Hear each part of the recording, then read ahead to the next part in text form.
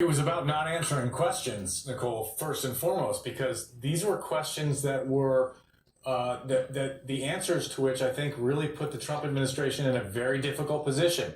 Why did you fire the U.S. attorney who wouldn't bring the case? Did Tom Homan take the money? These are questions they don't want to answer. And so the strategy was, as you said, to read from an oppo sheet and to attack each senator individually. And, you could debate about whether the Democrats had a good strategy to rebut that. I personally don't think that they did, although some did better than others. But you're right. Claire is absolutely right. We've never seen anything like this before. Christopher Wray used to go up there and get railed by the Republicans on the Hill. They would attack him left, right, and center, making baseless allegations, and he would just sit there and take it because that's what he thought was his role as FBI director, not to fight back, not to read from an oppo sheet, and no doubt he could have as the FBI director. But one of the most striking things to me about today was that there were a lot of questions that she could hide behind. That's a pending investigation, or I don't talk about personnel matters.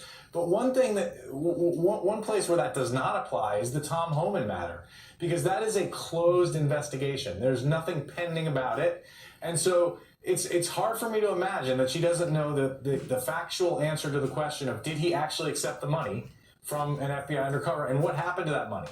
I mean, if she's seen the files, if she's talked to anybody who's reviewed that case, she knows the answer to that question, and she refused to answer it today, and she has no good reason to answer it, and not to answer it rather, and that is a fundamental question that I think we can all agree, like, the American public has a right to that information. This person who's wielding enormous power in the government right now, according to our sources and according to a document we've seen, accepted $50,000 from undercover FBI agents in a sting as part of a corruption investigation. The Justice Department dropped that investigation. They're telling us it was reviewed and there was no crime found, but they won't release any of the documents, and they won't even tell us the basic facts. Did he keep the money? If he did he pay taxes on it? So that to me was the most extraordinary moment of an extraordinary day.